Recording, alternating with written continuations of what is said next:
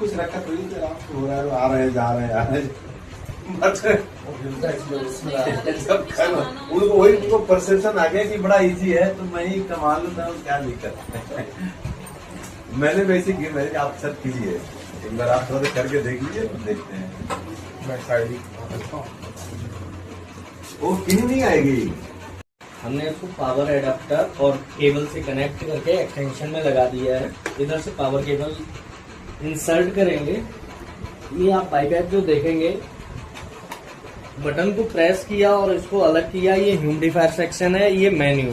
देखो बटन कहाँ है, ठीक है, बैक साइड बटन है। कौन सा?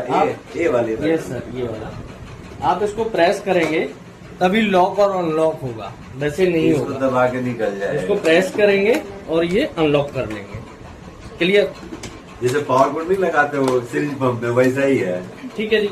एक बैक साइड में एक फिल्टर रहता है, इसको आप जो है 15-20 दिन बाद यहाँ से निकाल के क्लीन कर सकते हैं जब ज्यादा गंदा हो जाए। कैसे खुलेगा? ठीक है, तो फिल्ट करने से ही खुल जाएगा। ये खुल, एक फिल्टर है, कैसे साफ करना है इसको? निकाल के झाड़ देना है, झाड़ के, और ऐसे ही लगा के। पानी से तो नहीं धोना है ना? हाँ, धुल सकते हैं। ज्यादा गंदा हो, ब्लैक हो जाए, कुछ नहीं पूछ रहा है तो फिर ये खिलाड़ी है। हाँ, ये अपने मन से करेंगे वो काम। ये मेमोरी कार्ड है बैक साइड में, इसमें पेशेंट का डेटा रहता है। ठीक है, मेमोरी कार्ड में भी लॉक और अनलॉक होता है, इस बटन को नहीं छेड़ना है, नहीं तो ये लॉक हो जाएगा, इसमें कोई हिस्ट्री नहीं आएगी। क्लियर? ये पावर इनपुट है। अभी पावर इनपुट में हमने पावर निकल जाएगा, पुश करने से निकल जाएगा। पावर इनपुट किया इसका, ये पुश करेंगे तो निकल गया। ठीक है जी, डिस्प्ले आ जाएगा। मैंने इंटरफेस ये आ रहा है। सबसे पहले इसका ह्यूमिडिफायर आपको दिखाते हैं। यहाँ से बटन को प्रेस करेंगे, ये ऊपर का खुल जाएगा। यहाँ पे 1 कप पानी डालेंगे। ठीक है, मैक्सिमम लेवल इसमें आपको शो हो रहा है, इससे ऊपर नहीं डालेंगे, इससे नीचे ही रखेंगे। जैसे उसमें लगता है ना पानी किलोमीटर में, उसके ऊपर नहीं रखते। सेम वही चीज है। इसको बंद किया, यहाँ से लॉक करेंगे। ये देखना चाहिए आपको कि ये प्रॉपर लॉक है। रोज भरना, खाली करना है कि 24 घंटे के बाद चेंज कर सकते हैं आप। नहीं चेंज करे तो नहीं, कोई दिक्कत नहीं है, बट 2-3 दिन बाद तो फिर चेंज करना ही पड़ेगा। 2-3 दिन में चेंज करना। आउटपुट पेशेंट की यहाँ से होगी। विद ह्यूमिडिफायर मशीन को यूज करेंगे, विद ह्यूमिडिफायर मशीन को यूज करेंगे तो आउटपुट यहाँ से होगी, और ह्यूमिडिफायर को अलग कर देंगे तो आउटपुट उस हॉस से होगी जो कि इसमें इनबिल्ट है। ठीक है, अगर एक निकाल दिया तो उससे होगी, तो उससे होगा। ये ब्रीथिंग सर्किट है। इसकी जरूरत कब है? सर लंग्स अच्छे से ऑब्जर्व करते हैं तो लगना ही चाहिए, ये लगना ही चाहिए हमेशा। इसको हमने अटैच किया और सेकंड को इससे अटैच किया, ये पेशेंट के माउथ पे चला जाए। ठीक है, इसको मैं साइड। एनआईवी मास्क में इसमें क्या फर्क है? एनआईवी मास्क जो वेंटिलेटर में लगता है, वो इसमें कोई छेद होता है?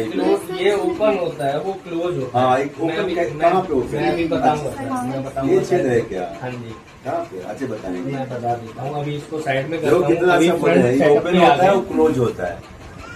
ठीक है, इसको मैं निकाल देता हूँ थोड़ी देर के लिए। इसमें एक ये रैम बटन है, ऑन ऑफ स्विच है, और ये रोटेशन नॉब है जिससे कि कर्सर मूव कर रहा है। ठीक है, ऑन ऑफ स्विच से इससे क्लिक करेंगे, जस्ट 1 क्लिक में ही मशीन स्टार्ट हो गई और प्रेशर आने लगा। एक ही बटन को क्लिक किया, मशीन बंद हो गई। ठीक है, अभी रोटेशन नॉब ये 2 काम करती है, कर्सर को भी मूव करती है और कर्सर सिलेक्ट भी करती है। तो अभी सेटिंग पे कर्सर है, क्लिक किया, आपको पता चल जाएगा कि हमारा रैम्प टाइम ऑटो है, ह्यूमिडिफायर लेवल, ये जो जिसकी बात मैं कर रहा था, ह्यूमिडिफायर लेवल मैक्सिमम 5 पॉइंट है। अगर इसको चेंज करना है तो जस्ट फिर से क्लिक किया और रोटेट करके ऑफ किया, यहाँ 1 2 3, बेसिकली ये 1 या 2 पे ही रखते हैं। ठीक है, ये ऑटो ऑन रखना है। ऑटो ऑन का मतलब है पेशेंट मास्क हटाए तो ऑफ हो जाए, पेशेंट मास्क लगाए तो ऑटोमेटिक स्टार्ट हो जाए, बटन नहीं छेड़ना है आपको। ऑटो ऑन और ऑटो ऑफ। ये हीटिंग का है, लीक अलर्ट है, फिल्टर्स हैं, टाइम एंड डेट है, कभी अगर कुछ चेंजेस करना पड़े आपको, अदर अबाउट डिवाइस, और बैक क्लिक करेंगे तो मेन डिस्प्ले पे मतलब ये मेन्यू का है, ये मेन्यू है। अभी ये आई का एक सिंबल है, इस पे क्लिक करके देखेंगे तो ये मशीन का डेटा दिखाएगा।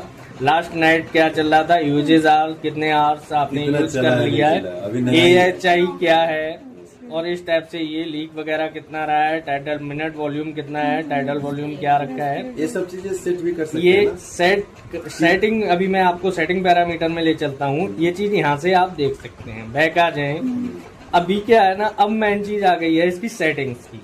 दो बटन, ये मेन मेन्यू और रैम बटन, दो बटन एक साथ एक प्रेस साथ। करके रखेंगे तो मोड खुल जाएगा। एक साथ करें। अभी ये मोड खुल गया। अब इसमें कितने मोड हैं, सबसे पहले ये आता है कि कितने मोड हैं।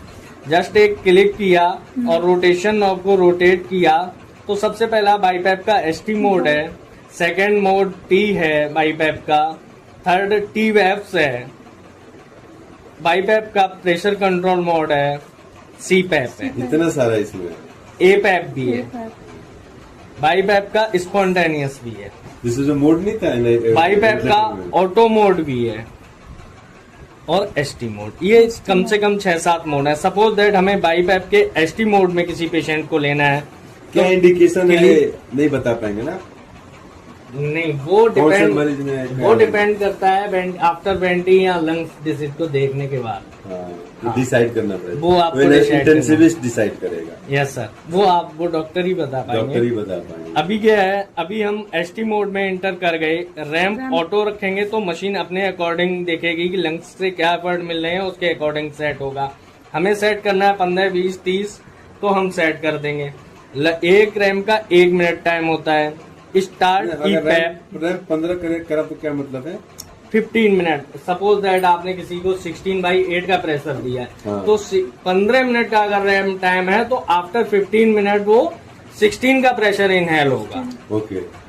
अगर ऑटो है तो वो ऑटो में जो दिखाएगा 8 रैम, 10 रैम, 12 रैम, यहाँ आपने सेट किया है, मतलब उतने ब्रीदिंग के बाद, उतने मिनट्स उतने के मिनट बाद के बाद। टोटल इंस्पिरेशन जो फेज है वो ओपन होगा। सपोज दैट 16 या 20 का प्रेशर आपने दिया है, हाँ। आफ्टर 15 मिनट की रैम्प है तो आफ्टर 15 मिनट के बाद आपका पूरा फोर्स जाएगा 20 अच्छा। Centimetre of water. मरीज को कितना जरूरत है उस हिसाब से करते हैं। यस सर, तो ये ऑटो ज्यादा ही जरूरत है तो रखो, रैंप कम कर देंगे। ऑटो ही रखो। ऑटो ही रखो। स्टार्ट EPAP और IPAP, बेसिकली इसमें दो होते हैं, एक EPAP और IPAP।